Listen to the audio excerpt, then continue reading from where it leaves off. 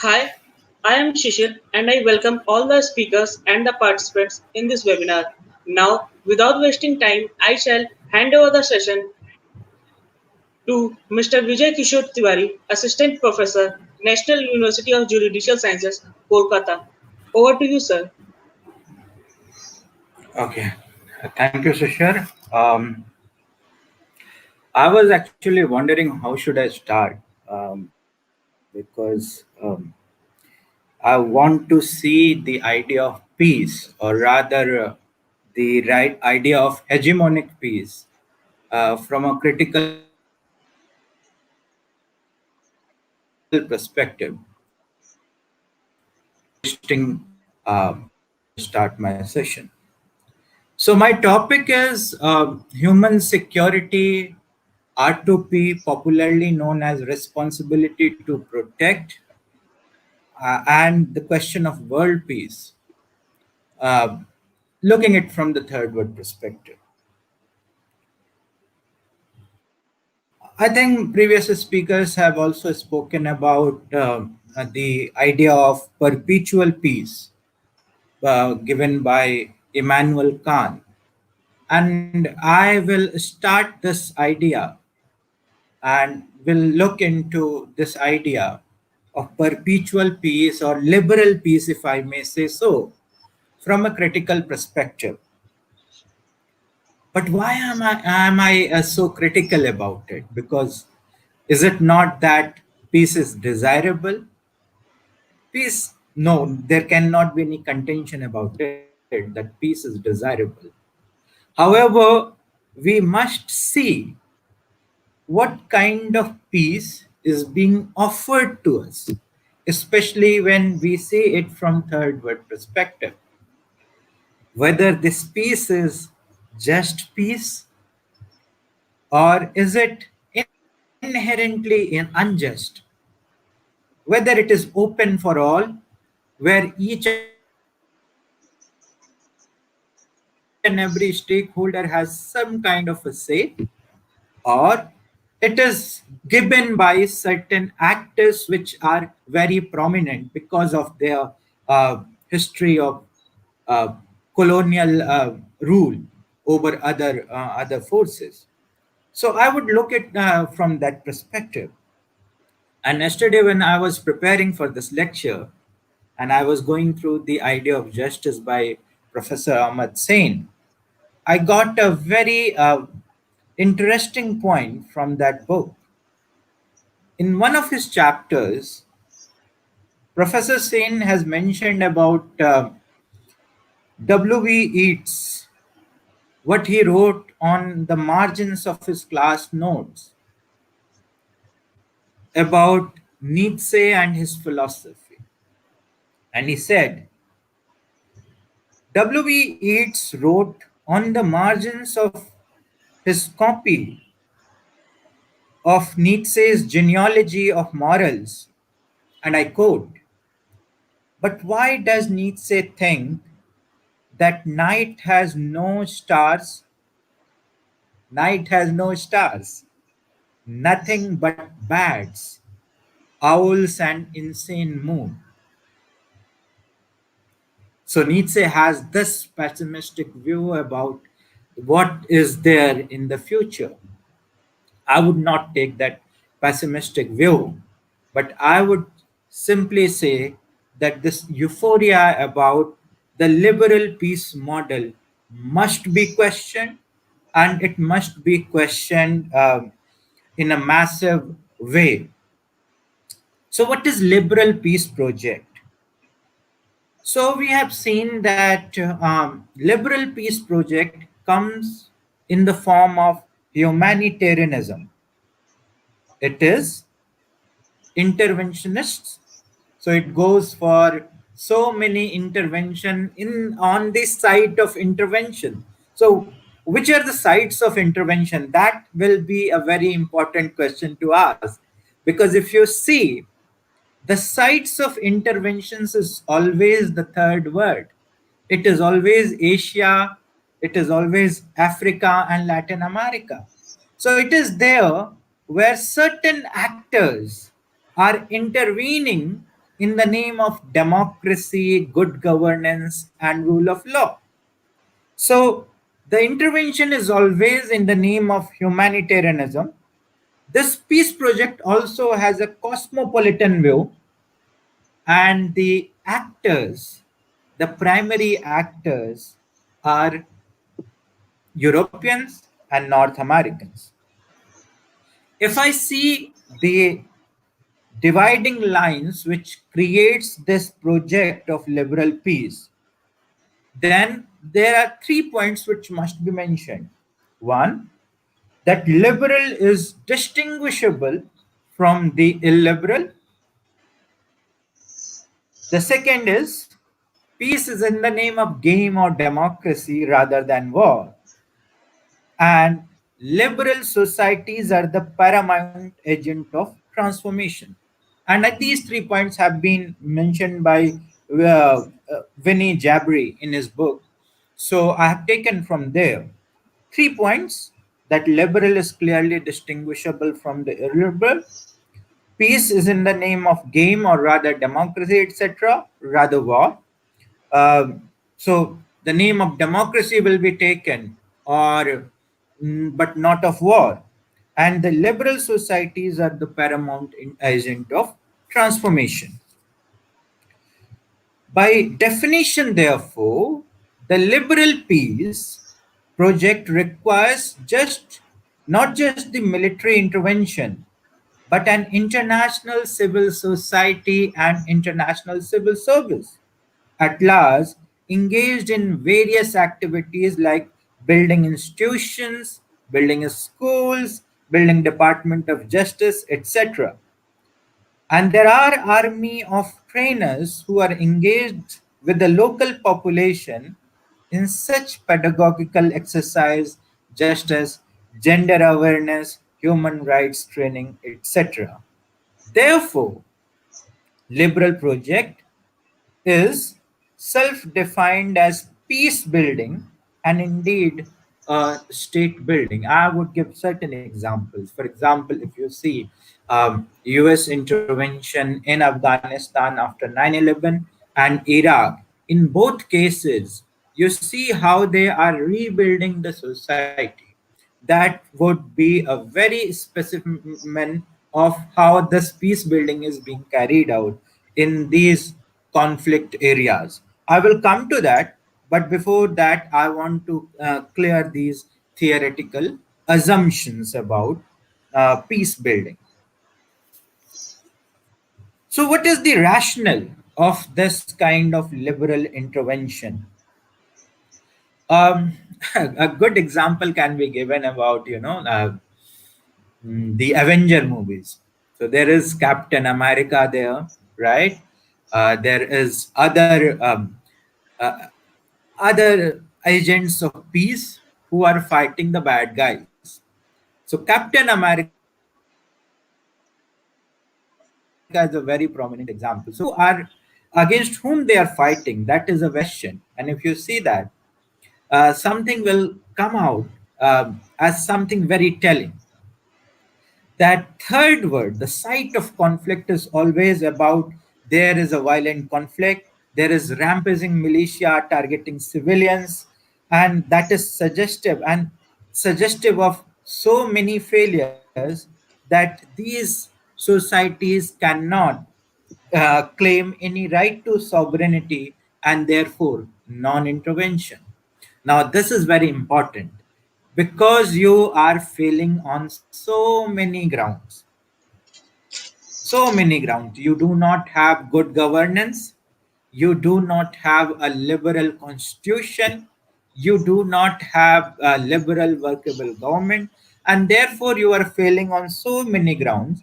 Therefore, you cannot ask for sovereignty which is protected by international law. You will not be protected by Article 2, Clause 4 and Article 2, Clause 7 of UN Charter. So you cannot claim that you cannot intervene in my domestic affairs.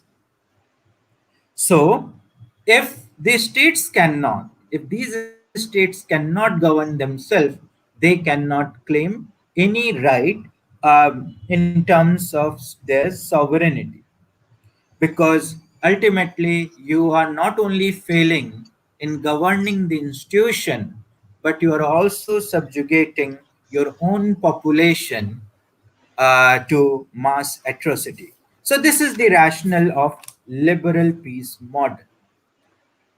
How would you problematize it? This is a question which often I deal with my students in NUJS in third word approach class, because I teach here the third word approach towards international law.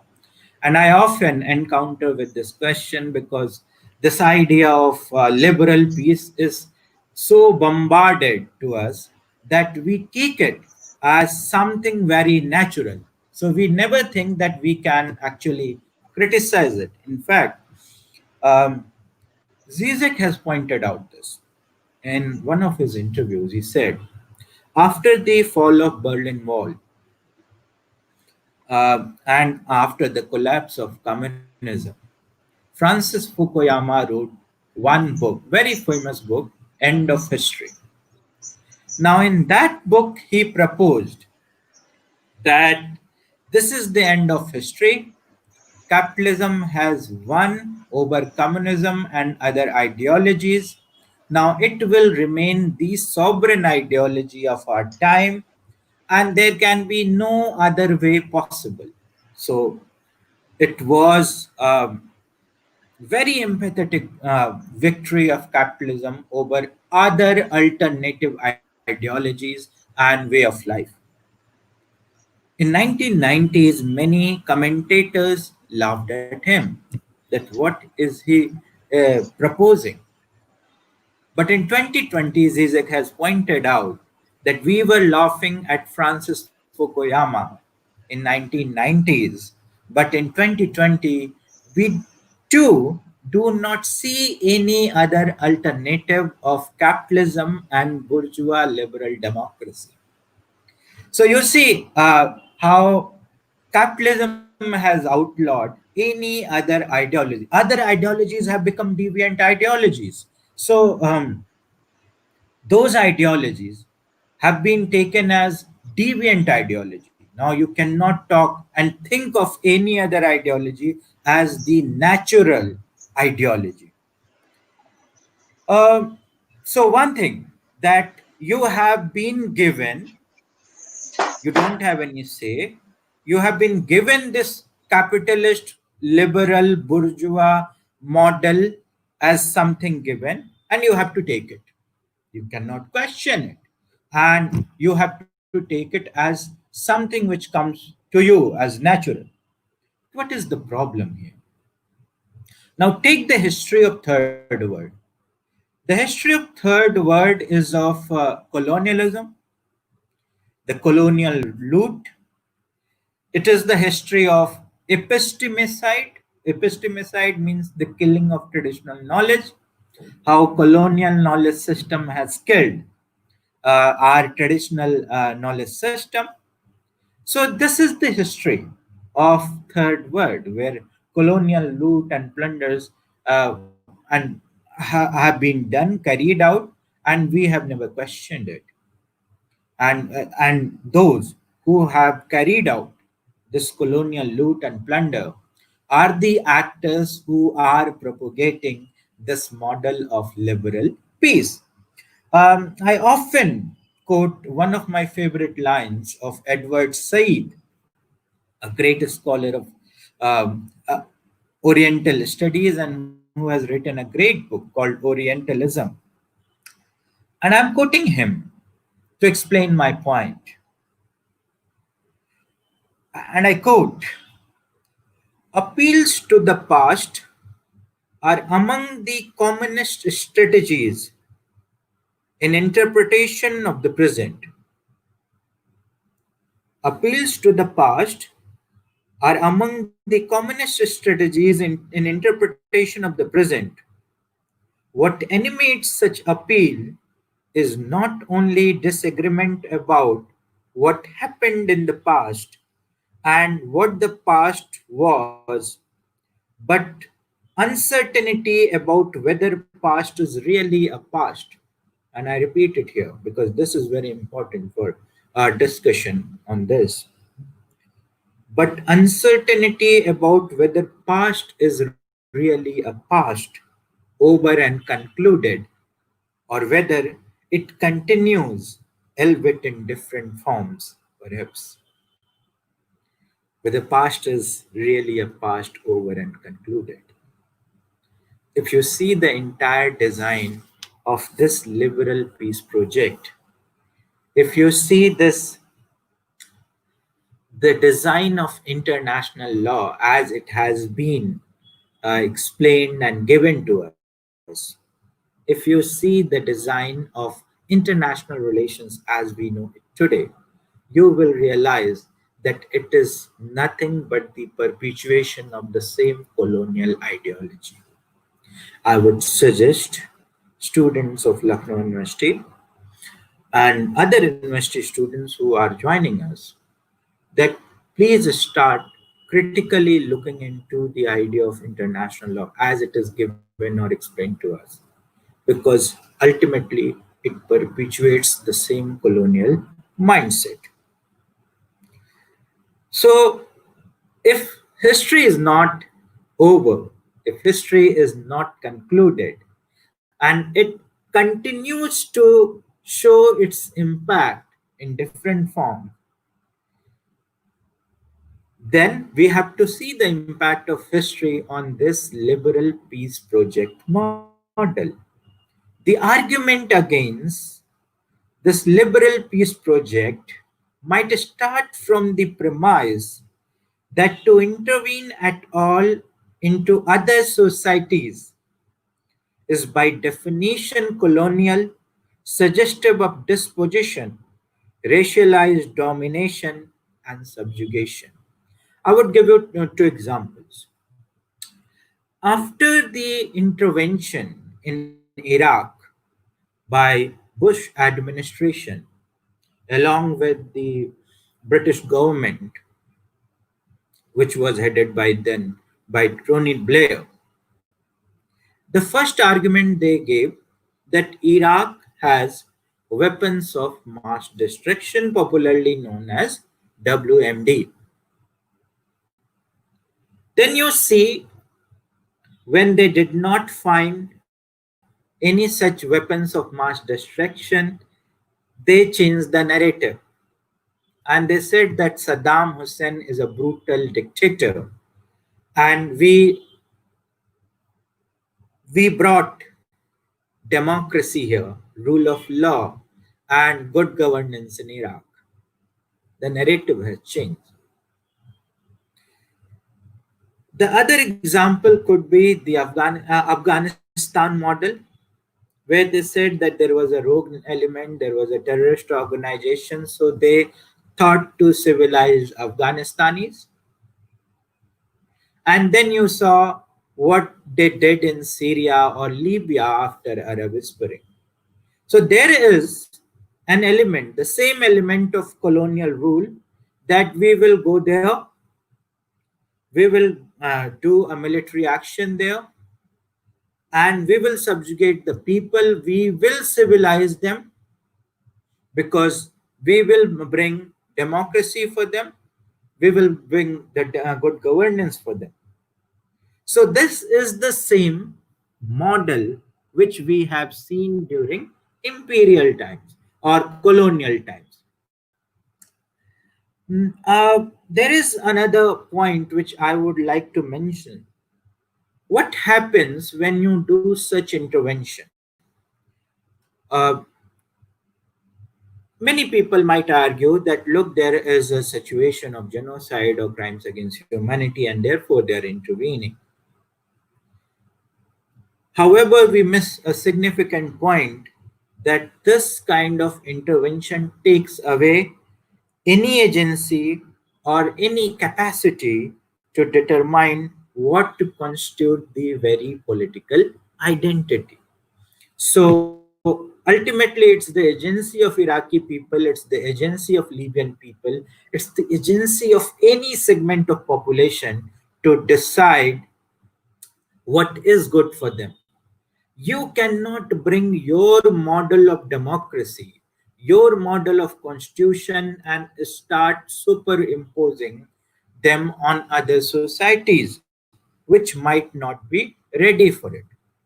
Now, on the final point here about the liberal peace project, I would also mention that this liberal peace project also comes with the idea of a kind of security, the security model.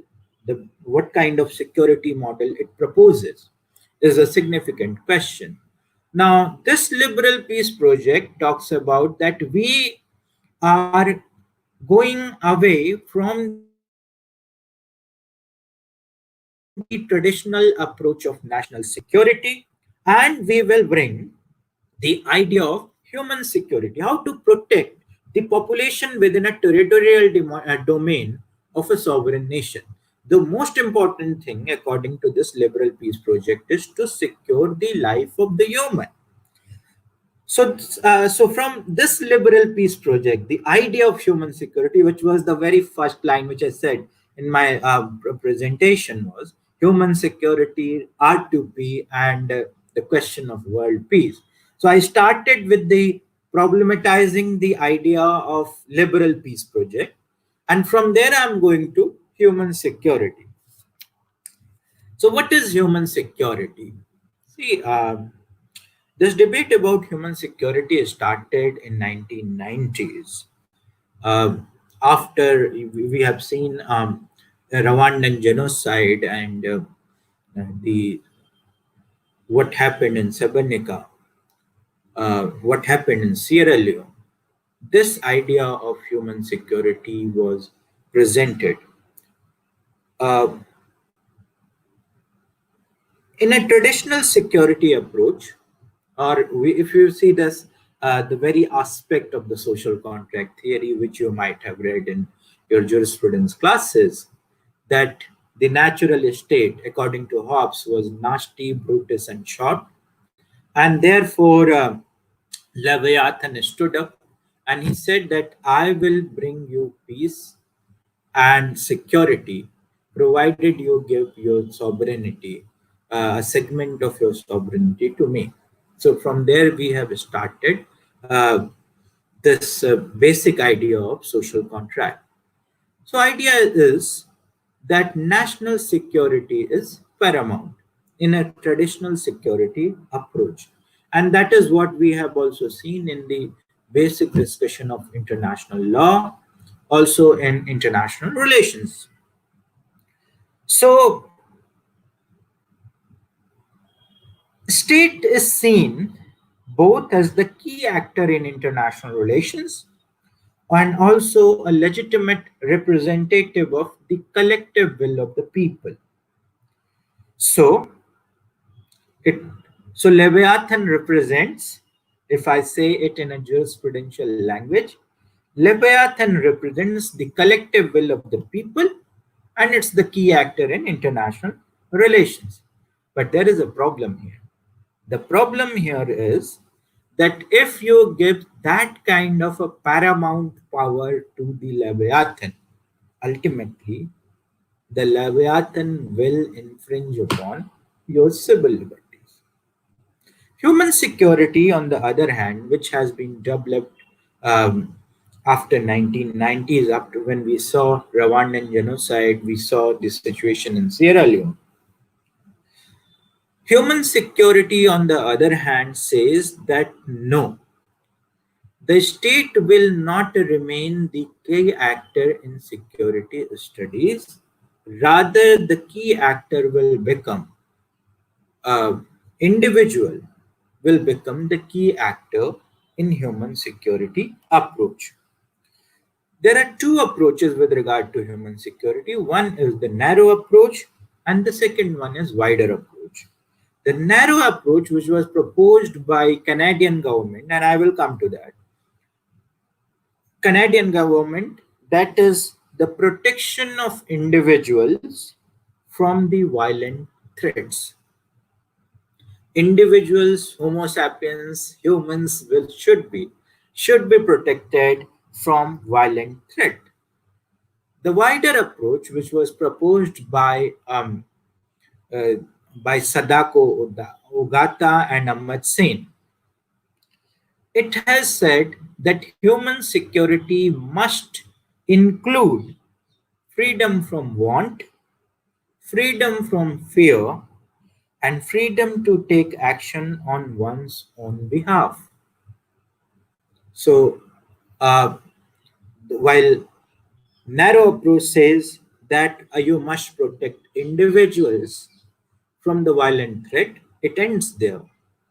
The wider approach says not only the protection, but also you must instill certain capacities or capabilities in individuals so that they can have freedom from want, freedom from fear, and they should have freedom to take action on one's own behalf. So, this was proposed. The problem which has been pointed out, which we see in this idea of human security is that many authors have pointed out that it is vague, it is incoherent, arbitrary, and difficult to operationalize. Look, after the Treaty of Westphalia, the model of nation state which has emerged after the Treaty of Westphalia, you know who is going to be the actor and where you can go and ask and seek protection and who should be liable for your protection. But when you make human security, who will protect humans from violent threat? Whose responsibility is this? Um, when and when will you intervene to protect us from violent threat? And when will you not? Is there any guiding principle? And who will create all these resources, logistic, etc., to execute this idea of human security is the basic problem which we have seen, which many scholars have pointed. Um, this idea of human security has given rise to the idea of responsibility to protect, and that is something which, as a student of international law, which you must look into. What is responsibility to protect, how it was conceived, and what is the scope, what is the problem, how can we problematize it, and the dangers for third world is very much important. Now, before I go into responsibility to protect, certain points I want to make clear about the idea of third world itself. How do we perceive third world? तीसरी दुनिया क्या है, जिसको हम हिंदी में कहते हैं तीसरी दुनिया क्या है? Whether it still exists, because ultimately this coinage of first word, second word, and third word is of Cold War era, and many Western scholars have suggested that since the Cold War has ended, because there is end of history, if I take the phrase given by Francis Fukuyama, if Berlin Wall has fallen, then the coinage of Cold War era should also come to an end. It should also end. And therefore, many Western scholars have pointed out that it has become an obsolete category, um, and we should not take it very seriously.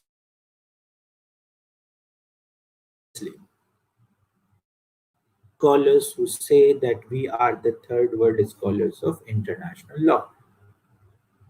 That how will you defend this category? Uh, Very important question though. It has become obsolete, they are suggesting. But the point is, we have never asked for this coinage, right? And third word, whether it's just a geographical territory where you see Asian nations, African nations, and Latin American nations, or is it a project or an ideology for solidarity among those nations which have been subjugated to colonial rule, those who have been plundered, those who have been maimed by colonial powers. So that is one. And mind it, colonialism was brutal. Colonialism was brutal. Often we say, Western scholars say, that Europe is the site of history. Dipesh Chakravarti has pointed out that in European imaginary, Europe is the site of history, not Asia, not Africa, not Latin America. So they have the history, and they will tell us what is history. So often we miss out this point that the colonial plunder is still showing its impact. Remember the golden lines of Edward Said, that history continues in various form. It is not over, it is not concluded.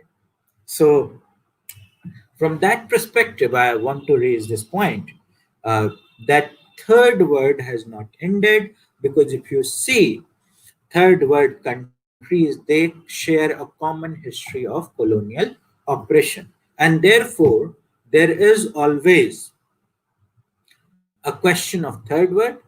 Therefore, there is always a question of solidarity. And therefore, if I say in terms of ideology,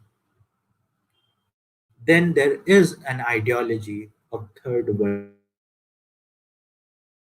worldism. People are quick to write obituary of third world, but third world is alive and kicking. And recently, Prime Minister Modi has also attended the conference of non-aligned movement, and it is a great reminder that those who were writing, the realist international law scholars and international relations scholars, who were saying that third world has ended, were shocked that he has attended that non-aligned movement conference, and there is a uh, significant indication that in a post-COVID era, non-aligned movement might also play a significant role. So, anyways, so for me, third word is existing. Third word is very much alive and kicking, and not only that, we can take third wordism as a very working ideology for solidarity. One very interesting point, which I have seen few days ago, by Professor Upendra Bakshi, he has given one lecture on um, in this idea of third word in Azim Premji University, where he has proposed a very very radical idea, that whether the entire world is becoming a third world. So you must watch that. Anyways, coming to responsibility to protect was is kind of a progeny of the idea of human security, and it is also a progeny of liberal peace model. So what is R2P? R2P takes sovereignty as responsibility. Sovereignty as responsibility.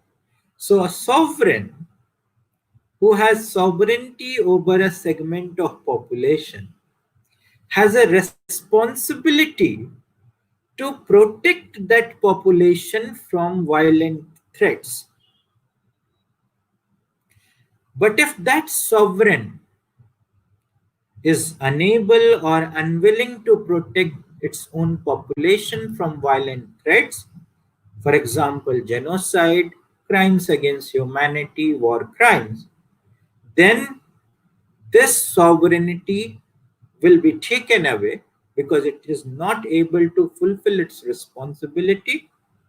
This sovereignty will be taken away, and the international community will get a legitimate cause to intervene in that particular nation or in that particular territory to protect the population of that particular territory from such violent threats. Please remember the operating words here are uh, whether sovereign is unable or unwilling to protect its population. This idea of responsibility to protect was proposed first by ICISS, which is International Commission on Intervention and State Sovereignty. This commission was created by Government of Canada, and this commission for the first time proposed this R2P concept in the backdrop of Rwandan genocide, Srebrenica genocide, and the problems in Sierra Leone and other places. So this is the responsibility. So the sovereignty has been converted into responsibility, and if you are not able to carry out this particular responsibility, your sovereignty is truncated, and the international community will get the legitimate cause to intervene in your society. This R2P will have certain limbs, that is responsibility to prevent. That means if there is a probable cause, if there is a probability in a society that a violent threat might occur, or genocide or crimes against humanity is might probably occur in a particular society, so you have a responsibility to prevent. First job is to prevent any such activity or any such occurring in a society. Imagine if you fail to prevent that from occurring, then you have a responsibility to react. You will not sit idle. We have seen in Rwanda that peacekeeping forces were there, and still genocide was carried out of Tutsi population, and they did not act. So you have a responsibility to react. Then you have a responsibility to rebuild. And for all this, if you require, you must take military action. Um, One interesting point is responsibility to rebuild. How will you rebuild that particular society after your military or any such action? How will you rebuild? Not only that, responsibility to act has certain important questions which must be asked. We have not specified the content of responsibility to protect. It is still not codified in international law. There is no clear guideline that what deserves protection. Who owns the obligation to protect? So all these questions must be asked, and then there is a selective uses. Now you see, I said that there is a problem here in this three limb: responsibility to prevent, responsibility to react, and responsibility to rebuild. What are those problems? One is who owns the obligation. In if you see the current international law framework, you might say Security Council. But Security Council is also a political organization. So all the P5 members and um, non-permanent members, before acting in any violent situation, they look into their own political interests. The first intervention in terms of responsibility to protect was taken in Libya, but no such responsibility to protect phrase was invoked with regard to intervention in Syria. In fact, world powers are fighting over Syria, and that is why we see the current situation there. So you do not have any clear guideline. So you can have a very selective, vagrant uses of responsibility to protect. This is dangerous for third world countries. Imagine another situation that if such violent threat occurs within any part of any country which is permanent member in Security Council, what will happen then? For example, Chechnya. Can we invoke a responsibility to protect there? Because Russia, being a permanent member, might veto any such proposal. Imagine a different situation. We have heard that China is persecuting its Muslim minority in one province. What kind of action you have taken against China? You have taken action against Libya, and you might take any action against any such developing countries which are not part of a permanent member group in Security Council. But when it comes to the permanent members of Security Council, it seems would love to uh, see any suggestions where you can propose a model where you can also intervene in the domestic affairs of permanent members. If there is a genocide like situation, if there is a situation like crimes against humanity or war crimes. So that is my point here. So third world is facing this dire threat from liberal peace project. It is also feeling the heat of responsibility to protect. It is also feeling the heat of human security approach because it seems that the projection is such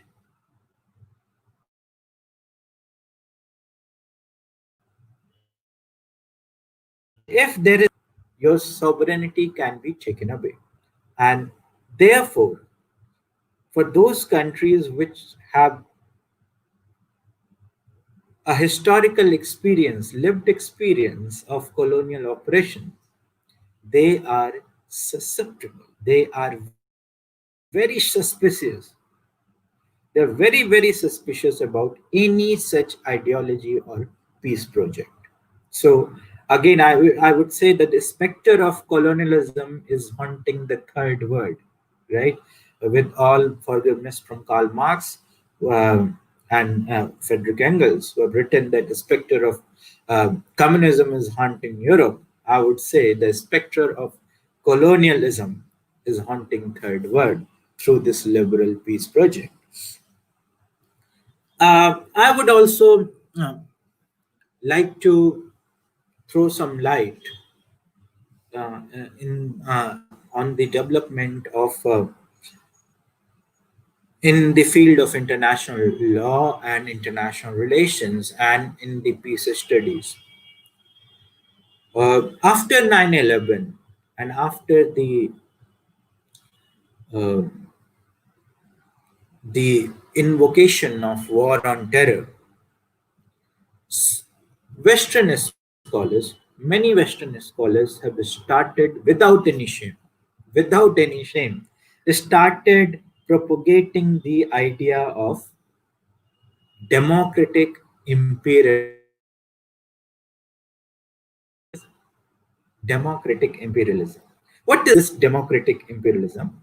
This legitimizes the same colonial operation, and there is a concerted effort to legitimize the empire and its imperialism.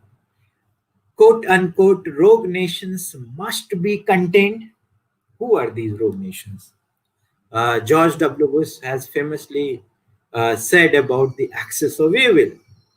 Any such nations which are not following the uh, who are not subservient to the capitalist ideology, who are not subservient to the liberal bourgeois model of peace or constitution, they are rogue nations. He said that we must fight excess of evil. And if you see the very imperative of this new democratic or incoherent imperialism entails a reassessment of old colonialism. So it is again, it's a old wine in a new bottle kind of a thing, that you are actually in the name of democracy and good governance, you are projecting the same you are giving us the same colonial model to accept for our own benefit. Uh, I would point out to two scholars, Niall Ferguson. He has pointed out, say this apology for colonialism, and not an apology actually. It is an assertion of colonialism, that because Niall Ferguson has pointed out that British Empire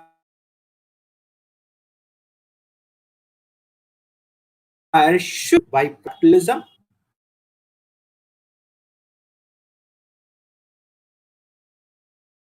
parliamentary institutions.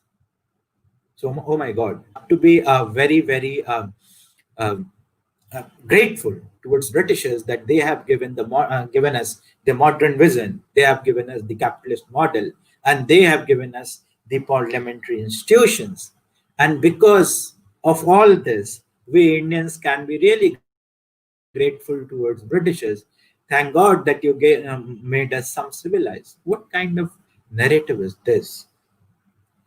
Then Ferguson has pointed out that US is the successor of this model, a British model, but it has shown the feet of clay. So you intervene in Afghanistan, you intervene in Iraq, but without building any model of capitalism there, without building any model of parliamentary democracy, you just leave.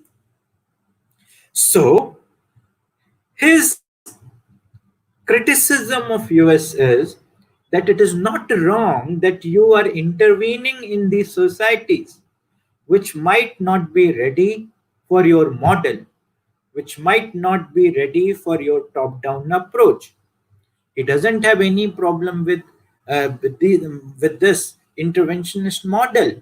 What he is suggesting that you are not building the model of bourgeois liberal constitution or the capitalist model in Iraq or Afghanistan or any other such places where you have intervened. You might be shocked to know that in these post conflict societies, the role of UN, United Nations, is also very questionable. These post conflict societies, if you see how they are making their constitution, they have been gifted US constitution by United Nations so that they should just replicate that model. So US constitutional model is the ideal model, and every other post conflict society must replicate it. It's a very hegemonic idea. And uh, Ferguson is pointing out that we must act in the direction of this democratic imperialism without any shame. Similarly, Michael Ignatieff have also pointed out that we require democratic uh, imperialism, where you require a hegemon like America, USA, Uncle Sam, which must ensure that by and large uh, this peace model is achieved. Please understand this, and this is very important that under Michael Doyle, the idea was which was proposed for Bush administration then was to create this zone of peace. And this zone of peace is coming from, I think, Professor Rakesh Chandra has dealt with the Kantian idea of perpetual peace. And you must have been enlightened about it. So I will not deal with that idea uh, again. But in the perpetual peace model, there was idea of zone of peace. So what will be the zone of peace where you will have the liberalism, where liberalism is flourishing, where the liberal constitutional liberal bourgeois constitutions are flourishing, where capitalism is flourishing. Those are zones of peace. And those who reject this particular model will be given title of rogue nations. So this is very much problematic. This idea of liberal peace project is hegemonic in nature. It is like propagating the idea of liberalism at gunpoint. And I'm very cautious when I say this, it's propagating the idea of liberalism at gunpoint. See, I would like to mention Gramsci, and then I will explain from his concept of hegemony a small explanation, and then I will end my lecture, and then I will take certain question if you have one. Hegemony can be maintained by consent or coercion. UN Charter is the biggest example of this hegemonic model of peace, where most of the nations give their consent for maintenance of peace. It's the maintenance of peace. That means the status quo. It has never talked about just peace. In a, um, in a model where you have given certain countries certain privileges over others, your model is not just. If we take the idea of justice from John Rawls, we can surely say that number one, UN model is not just, it is also not democratic. If you see the contradiction lies here, UN propagates this democratic model when it comes to the your domestic plane, but it has never allowed a full-fledged democracy to come in UN democratic model. This democratic deficit, which Professor Ramesh Thakur has mentioned in one of his writings, this democratic deficit has never been obviated uh, by any such United Nations reform. So, by consent or coercion, this and the coercion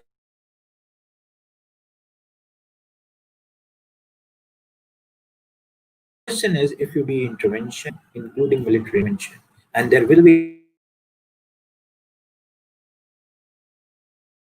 an societies without cultural sensibilities into account, uh, they will try to replicate the liberal model. So something which is very Protestant in nature, very capitalist in nature, very uh, liberal bourgeois in nature should be given or imposed upon you if you say that I do not accept this model. This hegemonic piece is problematic, and this is what is being proposed even in 21st century. Peace is desirable. I do not have any contention on that. Who does not want the peace? My only hypothesis is that this hegemonic model of peace is not going to ensure peace. It will ensure the privileges of few nations, few nationalities over other nations and nationalities. So here I end my lecture. If you have any question, please ask. Hello. Yes, sir. Audience can put their questions in comment section, which can be asked. So I have ended my presentation.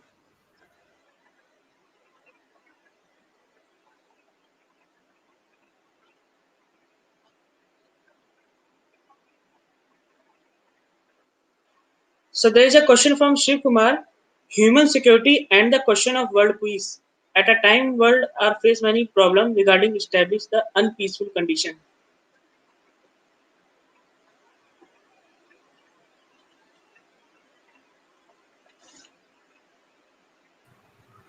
Yeah, sure. Hello. Yes, sir.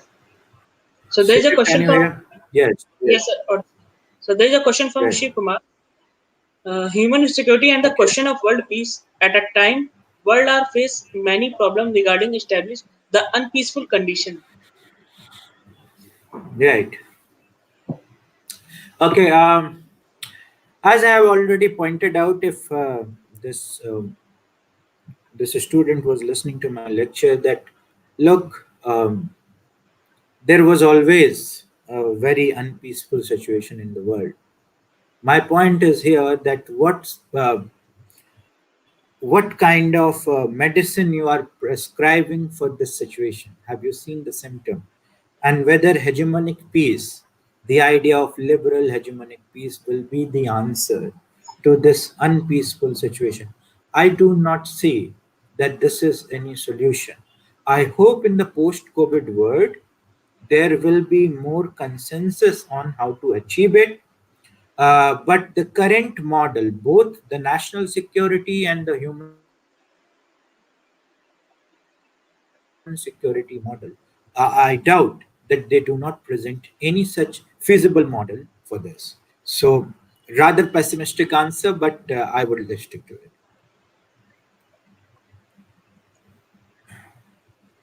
There is another question from Swati Singh: responsibility to rebuild one of the elements of R2P model seems to have space for political maneuvering by the superpowers. How do you see its modalities? Yeah, so I think I wanted to say about this responsibility to rebuild, and I think I have captured the essence of it. See, this responsibility to rebuild is actually a very contentious model. How will you rebuild a society? For example, you have seen the recently that Iraqi parliament has passed a resolution after US killed one of Irani journals. Iraqi parliament has passed this resolution that you must go from Iraqi territory. Now, what was the rebuild model? Have you taken the Iraqi sensibilities, or you just said that okay, now we have captured Iraq, we have occupied Iraq, so we will provide you the model. So we have created a model which is unpeaceful. So not only that, this they have also given private players a lot more say in the financial institution and market players more say in the economic rebuilding. So my point is, when you start rebuilding, you do not see the cultural variations which one society might present. You do not see the economic variance. You do not see religious variance. You have one size fits all kind of model, and it is bound to fail. So my point is, if you want to rebuild a society, take all the stakeholders of the society, listen to them patiently, and do not offend their cultural sensibilities.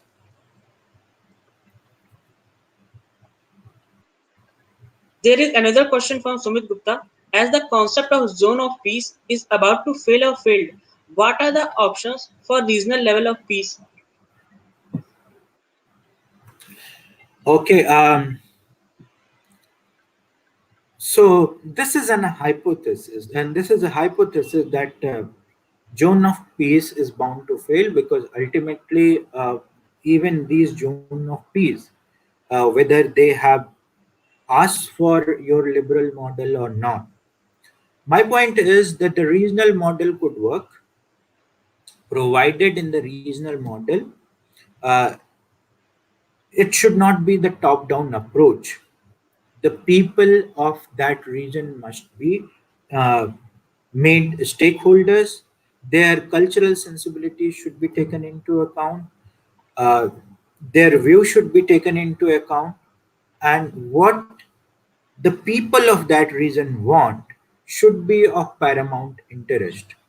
Rather telling that, look, this is the most successful model so far, and therefore everybody should accept it. No. Secondly, we should stop homogenizing this entire world. No, we require heterogeneity. So one region might have a different model altogether, a different region might have different model. I would suggest, even if it will create a international relations aporia, I would suggest that there should be the multiplicity of models in the world available. This approach that capitalism is the new god and liberal constitution has to be followed everywhere has failed, has already failed. And what we are seeing is the repercussion of these failed models.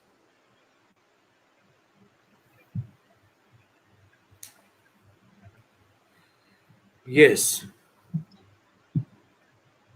There is another question from Shruchi Singh. Is it justified to talk about world peace when man is continuously exploiting not only weaker section of society but also nature by bringing several species at the brink of extinction?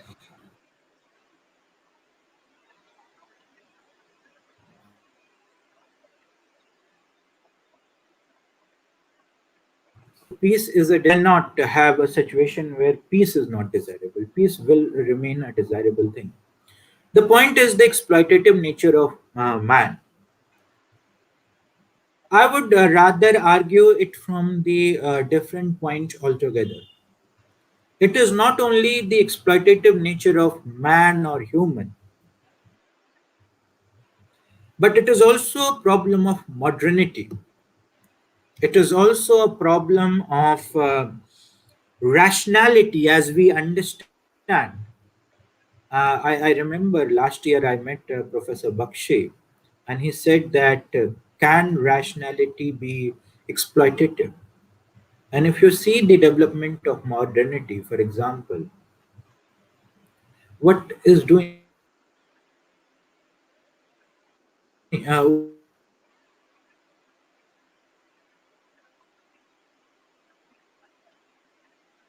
what it is doing to us, the killing of, and it has also brought the horrors before us. The COVID situation is the horror of modernity. So I would say that the peace, talking about peace, is always desirable. How are we going to approach the idea of peace is something we should debate upon. And the exploitative nature of man is something which is not contested. But how can we mitigate this situation is something we must look into.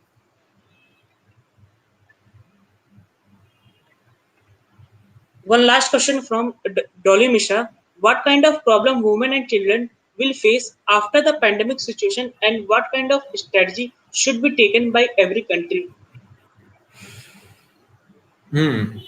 Uh, this is a very interesting question because what should be done after pandemic situation when it comes to women and children? The big point here is that the situation of women and children or any vulnerable section, be it Dalit, be it Adivasis, have not been so good so far, even before the pandemic. So these situations are there. But we have also seen that when such situations, such pandemic, such epidemic, or war-like situation happens, all these vulnerable sections are at the receiving end of this kind of situation. So they are the one who face the most of the wrath of this kind of situation.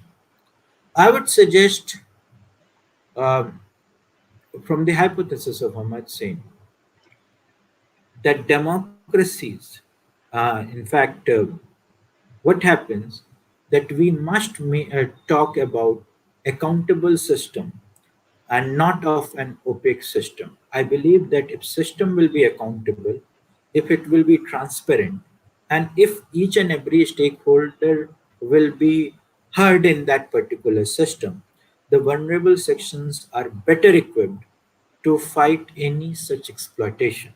So in post-pandemic situation, what we should be mindful that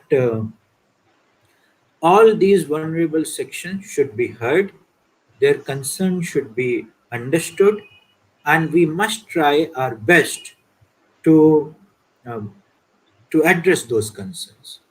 Uh, so it should be done, and I believe that these vulnerable sections should get leadership role, not the segmented, truncated role of stakeholders. Sometimes they should get leadership role. So if more women will take leadership role, in fact, there is uh, news coming out of this COVID situation that leaders have been more effective in controlling the COVID situation. So I believe that if the people from vulnerable sections are taking leadership role, it will be a great change to see.